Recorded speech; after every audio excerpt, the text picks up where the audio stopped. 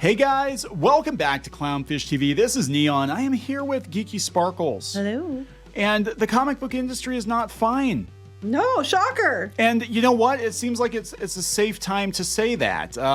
This is really interesting because after 5 or 6 years of everybody insisting that the comic book industry was totally fine, that everything was awesome, it was raining money, because manga sales are great, things are great for everybody.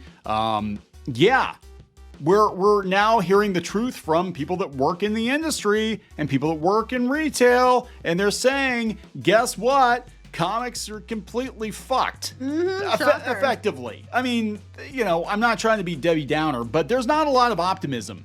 No. In these answers. This is coming from ComicsBeat, the site that Heidi McDonald runs that has been saying for years that things are fine. And if you say that things aren't fine, that's because you're an alt-right bigot Nazi Comicsgate person. Mm-hmm. And you deserve to be, deplatformed. You should be deplatformed and ignored and shunned. And yes, but now now it's safe because we've gotten to a point where nobody can deny it. When you've got comic shops that have been in business for 30, 40, 50 years, all going out at the same time, guess what? There's a problem. When you've got creators that were critically lauded 5 or 6 years ago, and now they're begging for change on social media, and other publishers are going out of business damn near every month. Well, wait, critically lauded does not mean good. I want to point that out. I said critically lauded. I did not say they were good, but they're out there begging for money on social media now because they're not getting jobs because there aren't any jobs, and even the people that are working in comics, some of them are not getting paid. Well, when they decide what's critically lauded, you have to hit a certain amount of check boxes to even be considered. Well, that's the Eisners are completely corrupt at this point. But they've been. That's a whole nother new. A whole nother discussion. It's just basically a promotional tool. Yes, for publishers. Yes. Yeah. So let's talk about this though, because very, very few people are making good money in comics, and a lot of the people that are making good money in comics are people that are doing it themselves. Speaking of which, go out to shopclownfish.com. You can pick up a copy of Crimson Wren Volume 1 and previously on Clownfish TV. If you missed the crowdfunding campaigns, this is your second or third chance to pick these books up. I don't know when you're going to get a chance to pick them up again. So at least not Crimson Wren, because Crimson Wren, I know we're going to be doing a Volume 2 crowdfunder here sometime in a few months, and what's left over will be going towards that. Clownfish, maybe. But we might be doing another one of those too. We're not sure yet. So we're looking. We're looking at, because we want to make sure we can pay our creators. That's right. That's key. That is key, and pay them on time. And so far, we've been able to do that. So we walked away from the comic book industry back in like 2014, 2015, when it became apparent that there was no damn money. Mm-hmm. And here we are, guys. Like, it's sad. Like, you go back and you start looking at Facebook groups, people that are in webcomics or whatever, doing the Artist Alley thing, and some of them are doing okay, but there is so much like sadness and poverty. And I'm like, God, I forgot what it was like. I used to actually, I'm not trying to be a dick, but I used to avoid Artist Alley sometimes because as soon as you make eye contact with somebody, they're like, please buy my book. I need to pay for my table. And I'm like, oh my God, I just want a sandwich. I understand it. I get it. I do. But, I don't miss it. I really don't miss it, guys. So here are some answers. This is them sending out a survey to a bunch of different creators all across the spectrum. They didn't give it to us, obviously. No, because we would tell them exactly what the problem is. Now, we've got different creators, some of them more notable than others. Some of them I've never heard of. Some of them are publishers. Some of them are retailers. Some of them do indie comics. So maybe, people that watch our channel have never heard of them either. But I think it's interesting, the answers almost across the board. There are some other answers in here, but almost across the board, it's the biggest story of 23 is that comics aren't doing fine. They're not doing fine. Now this is Julia Wirth. She said that now she's in like a totally different world, I think, than most comic creators, but she said certain graphic novels being put on banned book lists for absolutely ridiculous reasons. That's up for debate, but okay. And then she talks about the book market. So you're going to see a difference, and we saw this too. You're going to see a difference between people that work in the book market and people that work in the direct market. The people that work in the book market, if they're doing okay, they're completely oblivious. to what's going on in the direct market. Like, they don't care. Like, my Dogman book is selling really well. The biggest story of 2023 to me is I didn't sell 10 million copies. I only sold 9.5 million copies of the book. Imagine that. And meanwhile, the other person's like, biggest story of 2023 for me is I had to find out where to buy cat food the cheapest. But so I could eat it. So I could eat it. This is what Josh Bear says. Biggest story of 23, young people taking over. Except for those Comicsgate people. You don't want that. Mel Gilman, cartoonist, biggest story of 23. Comics broke me.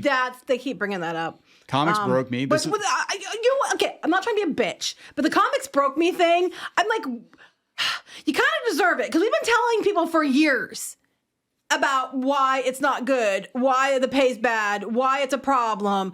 They keep hiring. The reason you're getting poor quality is because they have to hire people cheaper and cheaper, which means people are willing to work for it, not going to get paid well. We kept telling you this was an ongoing issue. We left comics because there was no money in it and it was going to get worse and worse. We kept telling you. And y'all just wanted to be like, I'm doing comics. I'm a pro. I'm doing it for a living. I don't know what else to tell you. Anyway, continue. I don't know. This guy, Brian Garside, he has managed comics. I guess he has a software application. He said the biggest story of 23 is the death of the comic industry, which has been the biggest story in the industry since I first started in 1989. What? I thought that wasn't real. It wasn't real. He says he feels like things are going to change. I think they are. I think there are going to be ways for people to make comics and people to buy comics, but it's not going to be through the traditional channels, and it's not going to be a lot of the people that have kind of fancied themselves as being the gatekeepers, but you're not allowed to talk about that. Biggest story of 23, comics broke me again, and a reaction against grind culture in general. Well, I'm sorry, if you want to make comics, you're going to have to put up with grind culture. That's just the way it is. Yeah. Unless you're doing your own thing in your own terms and time frame. Joe Casey, who I've read his work for years. And he also does Man of Action, which did Ben 10 and a whole bunch of other stuff. Biggest story of 23 says the comic book retailer crisis, real or not? I say it's 100% real. It is. I've noticed that the people that are higher up the food chain, like Joe Casey, like Mark Miller, like Todd McFarlane, who just did an interview not too long ago, I think, on Cartoonist Kayfabe, and they're all kind of saying the same thing. Like, they can say it because they're in a place where they can't be canceled for saying it. We can say it because we don't care if you try to. We don't want to work there anymore. There's no money in it. There's no money. They're telling you there's no money in it. It's like, wait. Comics broke me. There's no money in it. So let me get this straight. So you're threatening me with getting blacklisted from an industry that doesn't pay jack shit? And you're all complaining because it broke you because you didn't get paid. You found out it wasn't real. You'll never work this minimum wage job again. Oh, no. Oh, no. Oh. Retailers are, as always, he says, on the front lines of a war where more and more the deck seems stacked against them. Local comic shop is the epicenter of our corner of pop culture, and sadly, some of them didn't make it. Some of them. Joe, there are a lot of them that didn't make it this year. It is sad. Some of them have been around for years. What's the biggest story of next year? Solving the comic book retailer crisis. He says, "Gotta think positive." I hope you're right. I really sincerely do. David Harper. The painful stretch for comics retail is the biggest story of 23 and how every connected part of the direct market is feeling the pain. It's not true. Ask Heidi. So, Heidi. These people need to be shunned, right? Oh my God, they're all Comicsgate. They're all Comicsgate. They're all alt-right Nazis. We need to shun all of them. What's going to be the biggest story of 24? Whatever comes next in the direct market, if there is a direct market. Eric Reynolds, publisher, editor. Biggest story of 23. Systemic failures in the distribution infrastructure and in mainstream periodical comics publishing. They're exacting death by 1,000 cuts to the direct comic book store market. Holy shit. Can you say that? Only people have been saying this like for a while now. Only. Wow. How many people unfollowed you because you said the same things? Some of these people I know for a fact unfollowed me because I maybe followed the wrong people or whatever, and they think I say things that I don't actually say. Biggest story of 23, according to Matt Bors. Social media in the direct market in serious trouble. What? No way. This person, Maya Kobabi. Biggest story of 23. The big two were the ongoing wave of book bans. See, again, it looks like that would be, I can see why. You're seeing a huge difference between the book channel comic creators and the direct market. The book channel people are like completely removed from the direct market. Well, then they brought with the comics broke me hashtag. I'm like, that's so heartbreaking. I'm not saying the stories weren't heartbreaking. A lot of them were. They're self-inflicted. But I'm also like, that's it. You did it to yourself because you wanted to be a comic person so damn bad. You could literally go work at Walmart and get paid more money than you're getting paid doing these comic books. because you took less and devalued what you were because you're willing to work for less. You know, and then because if you don't have your own platform, so no one gives a shit who you are most of the time. And then has been money in comics for years. Why is it so hard? Like I remember, you know, speaking of Heidi and speaking of the Beat, I remember she had a podcast. I don't know if she still does a podcast or not, but she had a guy who had a book deal. And the guy didn't have a platform on social media or anything. And he was trying to sell his book. And he's like, I only sold like 100 copies of the book or whatever. And I was devastated because I thought they were going to promote my shit for me. I'm like, no, that's not how it works. You know, but they literally will listen to anybody other than the people who are the most successful. They will actively shun guys like Mark Miller. They'll actively I'm surprised they had Joe Casey in here. Todd McFarlane just keeps to himself. They were coming after Rob Liefeld. And these guys are all like millionaires, right? They all made a ton of money in comics, so they must be doing something right. And I'm sorry. You can get pissed at me all you want. Sometimes the reason they're banning books, sometimes it's stupid, but a lot of times they're trying to push things to little kids who shouldn't have the stuff pushed on them yet. We're not talking high schoolers. They're old enough to deal with you. If it's being banned from high school, then that's kind of silly. 10-year-olds reading about children, like kid little getting his elementary, dick middle sucked. school kids. Yes, and now it's okay to let adults. I'm not saying this person in particular. If you have parental consent. Yeah, there was things going on that were, you know, in some of these books, not all of them, but some of them that were very questionable. I'm sorry, but as a teacher and a parent, some of those books should not have been in schools they were in. Kiss my ass. All right, so here we have a couple. These people are talking about, you know, comic apps launches or whatever. This is John Patrick Green. Biggest story, the demise of Comixology at the end of 2023. Yeah, I thought digital comics were fine. If digital comics were doing so great, I don't think Amazon would have pulled the plug. Oh, they said about Jim Hanley's universe closing. That was huge. So that was another one that Heidi was like, well, it's okay. They have another one in Staten Island. It's not that big of a deal. And she went in there. She actually went in there, and some other YouTubers called her out. She went in there on the day they're packing the shit up on a legendary comic store, packing it all up. These guys are sad. They're like, oh my God, this is it. This is the end after decades. And she's like, so did the wokeness kill you or what? I'm like, fuck off. I would have told her to get out. I would have been like, get the hell out of here. This is like... It's like you're laughing at a funeral here. You're just trying to prove your point. You're so desperate to prove your point that you're coming off like a douchebag. Jeffrey Brown, biggest story of 23, the end of Comixology. Again, another person who's higher up that's not going to be in the book as thing. much, They don't care. Yeah. Comics his stuff's usually in Scholastic, so I'm sure it wasn't really. He's the one that did the Darth Vader books and stuff. Yeah. So he's on. Again, these people, they're completely detached. So they're going to tell you, a lot of them are going to tell you comics are fine because for them, comics are fine. You know, they're making decent money. These are the Dogman people. These are the Raina Telgemeyers. These are, you know, this person here, Jamila Rouser, writer, publisher, editor.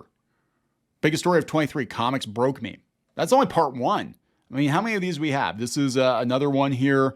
Ursula. I think part two is mostly, they don't really talk about 2023, they're talking about 2024. They don't really answer the 2023. I mean, she got depressed and just like stopped. No, 3 and 4 do, but part 2 doesn't. Oh, there's one. A couple of them weren't. Yeah, they're talking about SPX. These are indie cards. So again, they're going to have a different take on things. Their goals for comics necessarily aren't. And then, look, comics, there's room for all kinds of people in comics.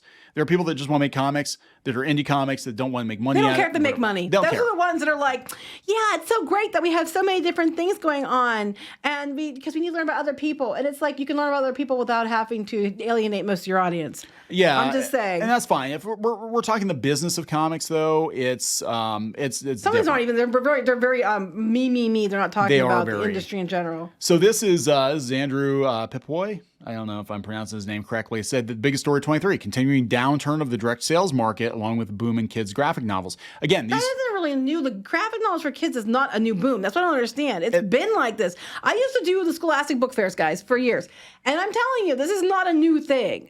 So.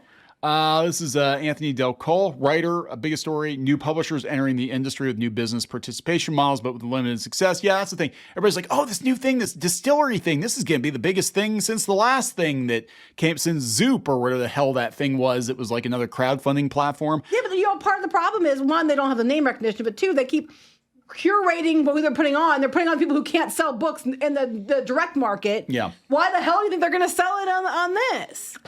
Biggest story 24, increasing fears of AI replacing artists. This is a director. So yeah, this person works in the book market, and they're like, the biggest story 23 is, a book that has been announced. So this is here. Alexander Finbo. Biggest story of 23, seeing the growing realization that the economics in monthly comics don't work for creators, publishers, retailers, and increasingly readers. What's going to be the biggest story of 24? A monthly comic sales crash, and I mean unit sales as opposed to revenue, perhaps consolidation in the indie comics publisher space. A lot of them going out of business. Yeah, we're like getting to, oh, here we go, Shannon Garrity. Shannon Garrity, webcomics. Now, she's married to, or was married to Andrew Fargo. Wait. Webcomics are back, and they're bigger than ever, baby. No, unless you're on Webtoons. Webtoons. They're not. Yeah. And even if you're at Webtoons, you're probably not gonna get found unless you're a certain type of comic. Comic mega sites like Webtoons and Tapas have been dominating. They've been for years. But individual online comics like Lackadaisy. Because they did a crowdfunder. They did a crowdfunder for an animation. That's a totally different. That doesn't mean it's a. So that doesn't mean it's a. You're full of shit, Shannon. But what else is new? I don't know. Whatever. What else is new? She can think what she wants to think. This is another book thing. Well, she's married to the Andrew Fargo. He spends like all his time out there attacking people on Twitter. Again, I said she thinks. Is she allowed to have opinions? Biggest story of 23 is Distillery. That nobody gives a shit about that. Alison. Stop trying to make Distillery happen. Stop trying to make it happen. Where the market a greater acceptance where the market is now. What? Are you allowed to say that? Yeah, this one, biggest story of 24, something to do with labor because of AI and ownership and Distillery. Oh my God. I don't think that's going to work. I mean, it could be me. Biggest story, a good Kickstarter, biggest story of 24. Contraction. Who is this? Charlie Stickney. Contraction. I think the industry during COVID expanded past a point of sustainability. 2024 could unfortunately bring a market correction. It's not a new thing. With, again, unfortunately, some publishers closing up shop. And a lot of people are saying publishers are going to probably merge. They're going to Highlander themselves, especially the smaller ones. Several people have brought that up. I could see like Boom gobbling up IDW or something, and then like a few years ago it would have been the other way around. But it would have been, but they ran it into the ground, right? He likes conventions. Hey, I like conventions too. You get to meet people. Like That's them. Fun. Stuart Moore. You hate them. I like going to them sometimes. I like to go to them when I can hide. Yeah. So this Stuart Moore, says on one hand, the dominance of capitalism across all industries, including comics. On the other hand, the dismissal of like Perlmutter from Marvel. Those are the high or the most concerning stories, I think. This is Andrew Neal. Andrew Neal says, if you can get past Andrew Neal's art, who wants art? Disney and Warner Brothers have continued to strip mine the medium for movie ideas while fundamentally misunderstanding how to publish comics in a way that people enjoy. I agree with that. You can't say that. That sounds... Shun him. Shun him. The good corporate comics are more and more rare. You can't say that. Everything coming out of Marvel right now is pure gold. That's right. Absolutely. How dare you? Gold. This person sold his shop in 2014. Yeah, probably. I would too. This is a guy who's in charge of Boom, I think. Okay. Right? Philip Selleck. He used to be the marketing manager. I guess I don't know if he's like in charge of the whole thing now. He said the biggest story 23, the continued evolution of the North American distribution landscape and the ramp. See, he sounds like a marketing He's trying person. to say it in a nice way. The continued evolution of the North American distribution landscape. You mean the de-evolution and the ramifications those changes have. But not saying how bad it is. Not only distributors and publishers and retailers in the market, but the reverberations. Oh my God! Basically, credit for being creative. This is marketing speak. It means we're fucked. But It's corporate for we're fucked. Comics is fucked.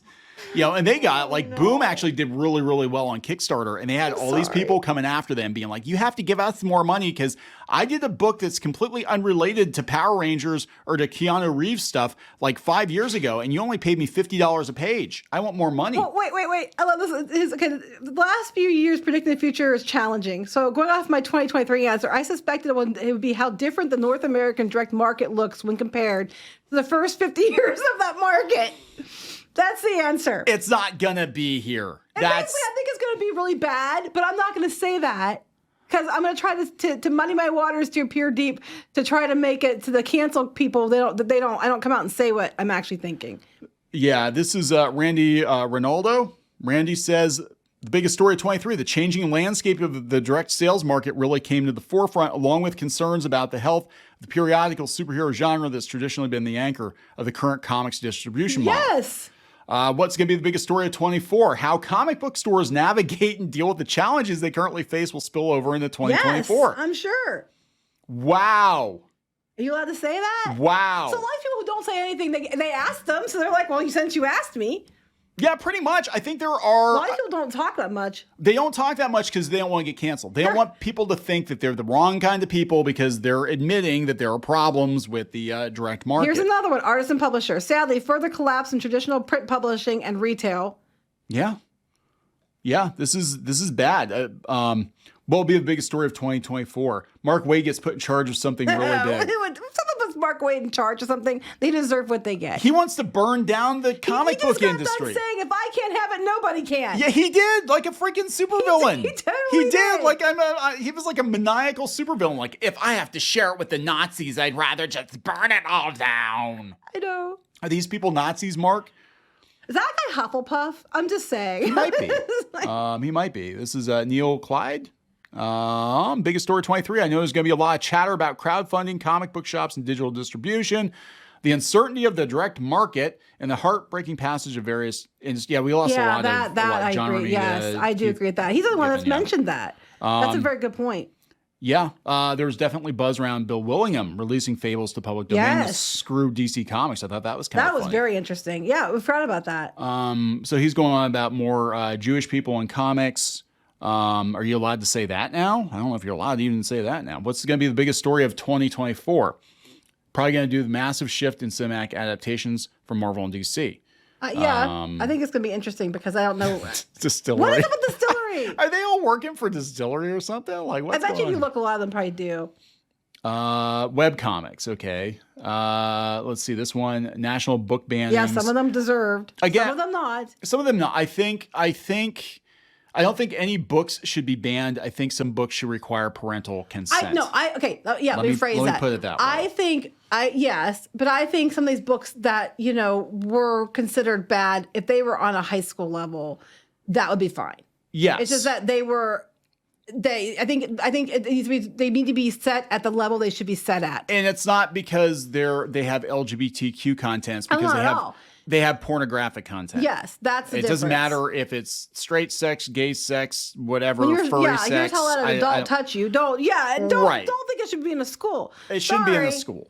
Not unless it's in a health book. I think all of it should be allowed to be in a library. I think that it shouldn't be banned from libraries. Yeah, I'm talking on school. I'm thinking library stuff. If a library wants to carry it, and there might be people who want to take it out, well, that's up to the person who wants to take it out in the library. I think libraries should be allowed to carry what they want to carry. I think it's dangerous when you ban certain things, some people you can't read it. But I'm talking on it in a school setting. In a school setting, it should require parental consent or no. I mean, our school back in the day, there were some dicier books that they had, like Flowers in the Attic and stuff like that. Yes, which I read. And weird. They were kind of like, I mean, I hate to say behind the counter, but they actually were. Like, mine weren't. They were on the shelf. Yeah, I don't. And I lived in a little backwater town. We were all taking turns reading those things. We had to, if you wanted a book like that, and there were some other books that they had that were like health books or whatever, anything that had like dicey sexual content or deep themes or whatever. I mean, deep themes of sexual content. Okay, you get your mind out of the gutter. I'm just saying. In 10th grade, we had to watch some of these videos we had to watch, and I'm like, the videos are worse than the books. Yeah, there were some pretty bad, but in a library setting, I believe books should be allowed to be there. Yeah, in middle school, we had to have your parents had to fill out a form if the library. And again, this is the librarian doing due diligence. Sometimes librarians don't do due diligence, and they don't actually read the books. Librarians were actively trying to get some of these books that are not suitable for certain age levels into the library of that age group. Yeah. That's completely different. Let's go back to this. Okay. Anyway. Distillery. Oh my God. Okay. I'm just skipping over the Distillery ones.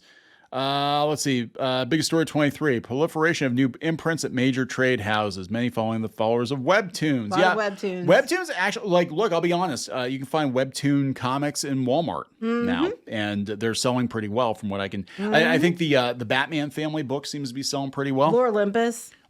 But again, you can't take that and apply that to the direct market and say that the direct market's fine because those books are selling.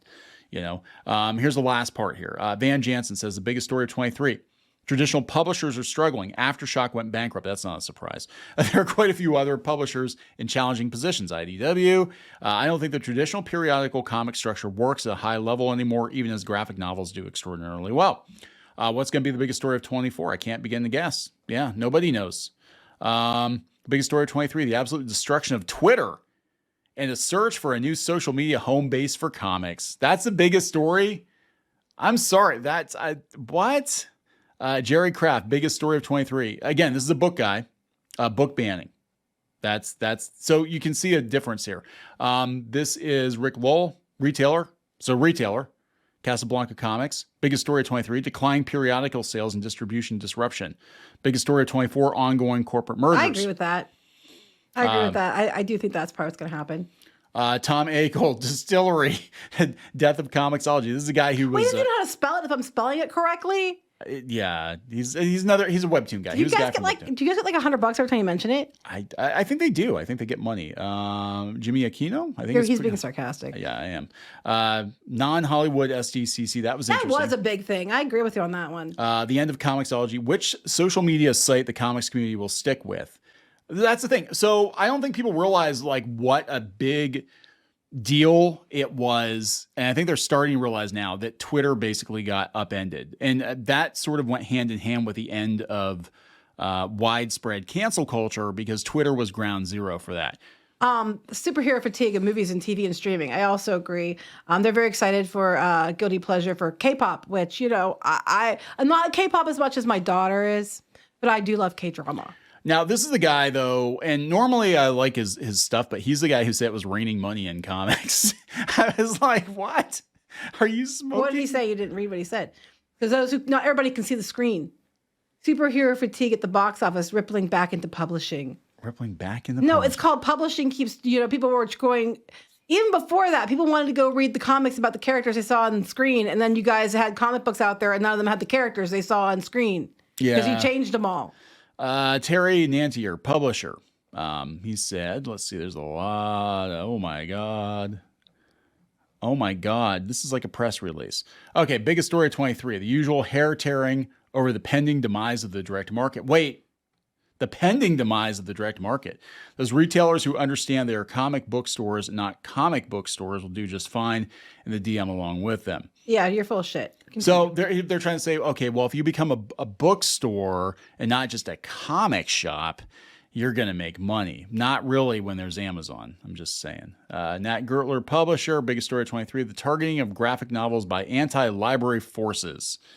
Again, book guy. I also think there's going to be mergers next year. Daniel Corsetto, all about webcomics again. Shocker. Totally different world. So we've got like factions in comics. But it's funny though, because they didn't ask us, and we come from both. We come from all because they wouldn't like what we have to say. No, we're public enemy number one. This guy here, Bon Alamagno. I don't know. I'm probably mangling that. The rapid development and adoption of generative AI art software. That's the biggest story. Oh, CatCon. Yeah, we like CatCon. Book bans. Yeah, see, so Kat is a librarian. Yes. She's like really big into so again, you're going to see a difference between the people. They're two different worlds. They're three different worlds. You basically have like three different worlds. You have the direct market, the superhero, the Marvel, the DC. They're in like one camp, right? And then everything that kind of goes along with that, your IDWs and your Dark Horses and all that. That's like one thing. And then the book thing is Scholastic and First Second and Penguin and whoever the hell else is publishing, and the library thing. That's a whole nother thing. Mm-hmm. Then you've got the webcomic people, and that's a whole nother thing. Uh-huh. So these people don't really so when you're talking comics, you're not really like coordinating everybody together. It's not blanket. Like I think when we talk the comic book industry, we're talking the Marvel, DC, the direct market. Irony, I worked in a library too. You did, yeah. So I have webcomics, mainstream, and the library. Yeah. But no, Kat's nice. I like Kat. Barbara Dillon, co-founder and editor-in-chief of something. Yep. Biggest story of 2023, the strikes, the Hollywood strikes. What's that have to do with anything? The solidarity the writers have with that. I don't know. What's that have to do with comics? Biggest story of 23. This is another book person, Penguin Random House, doing stuff. Anonymous agent by request. Don't hit me, bro. Okay. This is interesting. Anonymous agent by request. What will be the biggest story of 2024? Has the comic-based blockbuster movie trend passed its use-by date? What will the new access points for comics and graphic novel discoverability be? What do you want to see change the most in 2024? A much greater expenditure of money on direct marketing to consumers by publishers. But yeah, we're not going to sign our name to that because that sounds too Debbie Downer. David Whitting says, biggest story of 23, layoffs and spending cuts in broader media industry and how that impacts the comic book industry. Yeah. Dean Haspiel. All right. Biggest story of 23. Jim Hanley Universe closing their Manhattan store. Comics broke me. You know, it's not good. It's not a good sign when Marvel, DC, Image, Raina Telgemeier and Dave Pilkey can't pay the city rent no more. Well, Raina Telgemeier and is I think her stuff's kind of like on the way out. Is it? I don't know. A guy who often trucks in web comics. Okay, can I? You can say whatever you want to say. Okay. Remember we told you the story about when Neon was at the event and there was somebody who was on Webtoons and he was like, thought he was all that in a bag of chips and acting like he was a big deal. And he was talking to Neon about his web comics and what we do. And then when he was like, oh, well, what do you have on web? What are your numbers on Webtoons? And he pulled numbers up and they were bigger than his. And then the guy wouldn't speak to him anymore after that. This guy. It wasn't that he wouldn't. It's Dean Haspiel. It wasn't that he wouldn't speak to me. It was that I think he was kind of like, oh, and that was back then. That was like, Dean Haspiel. Yeah, I mean, I don't give a shit. People know who we are. I don't care. And I'm not trying to be a dick. I'm really not. I want to be very clear. Like, I'm not trying to be a dick. I'm just, the comic book industry is sad. It's sad. He's all like chatty till he finds out you're bigger than he is, and then he stopped talking. It's a sad industry. No, he's the one who was, I think he was out there saying that he couldn't afford a studio rent anymore. But I'm like, it used to be back in the day, you'd have to live in New York. Who the hell would live in New York now? You don't have to now. You don't have to now. But it's just, I mean, this is what I'm talking about. It's just such a sad, depressing industry. It really is. He was the last one. What do you want to see change for most? Better pay and stronger incentives and participation for franchise work, more independent creators unifying into like-minded posses. That's not going to happen either. I think a lot of people are going to get shaken out. They're just going to get shaken out because the money's not there, And if the money's not there, what are you going to do? I mean, I'm not trying to be a bitch either, but I'm looking at his crowdfunders, and he only got like $13,000 for a book. That's not enough. And he's Dean Haspiel. I know, but that's... I'm not trying to be a bitch, but you know what? The guy was kind of an asshole. he thought a lot of himself. I only met him that one time. There are a lot of people like this in comics that, like, it's so weird. Like, you go to these... the indie shows or whatever, like the SPX and stuff, and there are a lot of people that are like, don't you know who I am? I'm the award-winning something. Met so many of these. And then you like talk to him and you're like, okay, so you making good money then? I almost made $10,000 in comics last year. And I'm like, wait. Last year? Like the entire year?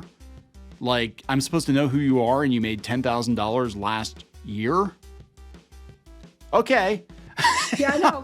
Sign me up. Oh boy, I don't want to get blacklisted from that industry. Yeah, Holy shit. No, never. Oh my God. I gotta tell you the truth, and I'm not trying to be a dick, but it's migraine inducing to even look at this anymore. This is why we don't do a lot of comic book videos anymore. But I thought this was important because they're basically saying what we've all been saying for years, and we got shit on for saying, which is the comic book industry is in trouble. There's not a lot of money in the comic book industry, but if it's you saying it, not them saying it, you're just an alt-right Nazi, a bigot, and a homophobe, and a whatever other freaking name they can pull out of their ass. But as people who were on the inside track of this shit and who walked away because it was poverty-stricken and depressing. It's been this way for a while. It's just definitely the meteor is racing toward the direct market at a shocking rate. We're gonna wrap it up. Yeah. Please subscribe for more pop culture news, views, and rants, and we'll talk later. Bye.